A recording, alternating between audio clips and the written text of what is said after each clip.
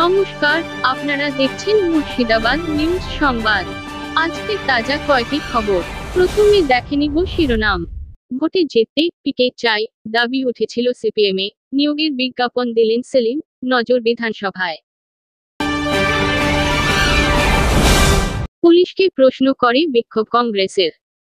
এতক্ষণ শুনছিলেন সংবাদ শিরোনাম, দেখে নিন বিস্তারিত। তাজা খবর পেতে চ্যানেলটিতে সাবস্ক্রাইব করুন। রাজনৈতিক বিশ্লেষক ছাড়াও গণজ্ঞাপনে অভিজ্ঞতা সম্পন্ন লেখার লোক, গ্রাফিক ডিজাইনার, ডিজিটাল মার্কেটিংয়ের এক্সিকিউটিভ নিয়োগের বিজ্ঞাপনও দেওয়া হয়েছে। গত লোকসভা ভোটে বাংলার মাত্র 2টি আসনে জামানত রক্ষা করতে পেরেছিল সিপিএম। আরও একবার নির্বাচনী বিপর্যয়ের পরে সিপিএমের অন্দরেই আওয়াজ উঠেছিল, পাশে দরকার প্রশান্ত কিশোরের পিকে মতো কোনো পেশাদারকে। সিপিএমের মধ্যে যে সেই দাবি উঠেছে, তা গত 7ই জুন লিখেছিল আনন্দবাজার অনলাইন। 6.5 মাস পরে নভেম্বরে এসে সেই দাবি মান্যতা পেল। শুক্রবার সেই মর্মে বিজ্ঞাপনী দিয়ে ফেলল সিপিএম।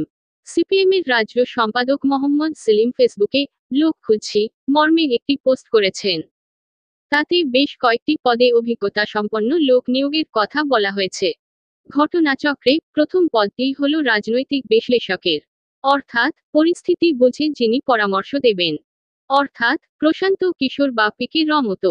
যদিও সিপিএম আনুষ্ঠানিকভাবে বিষয়টিকে পিকের মতো নিয়োগ বলে মানতে চায়নি। সেলিমের বক্তব্য, এতদিন মানুষ সিপিএম ডিজিটাল দেখেছেন, এবার সিপিএম প্রফেশনাল দেখবেন। তিনি আরও বলেন, 2026 সালের বিধানসভা নির্বাচনকে মাথায় রেখে কিছু বিষয় নিয়ে আমাদের এগোতে হচ্ছে।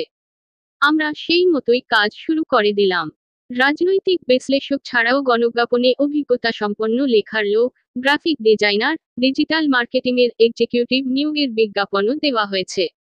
সিপিএমের ওই বিজ্ঞাপন থেকে স্পষ্ট, 2026 এর বিধানসভার কথা মাথায় রেখে শূন্যের গেরু কাটাতে সিপিএম এখন থেকেই কাজ শুরু করে দিল।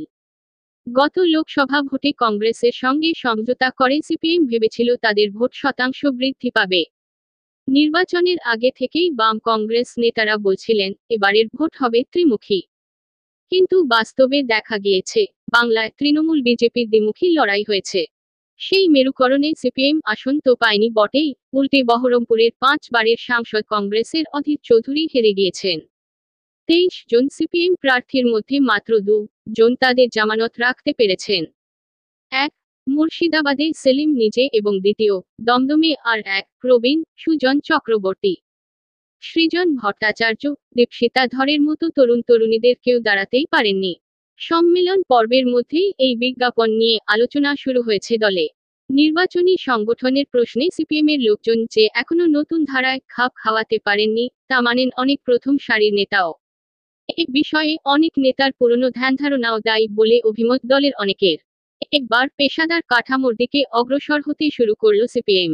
কিন্তু তাতে লাভ কিছু হবে কি না জানতে অপেক্ষা করতে হবে পরের বিধানসভা নির্বাচন পর্যন্ত।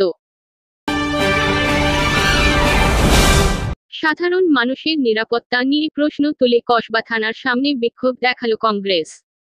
শাসক দল তৃণমূল কংগ্রেসের কসবার পুর প্রতিনিধির উপরে আগ্নেয়াস্ত্র হাতে হামলার চেষ্টা সহ নানা ঘটনার প্রেক্ষিতে শহরের আইন শৃঙ্খলা রক্ষায় কলকাতা পুলিশের ভূমিকা ও সাধারণ মানুষের নিরাপত্তা নিয়ে প্রশ্ন তুলে কসবা থানার সামনে বিক্ষোভ দেখালো কংগ্রেস।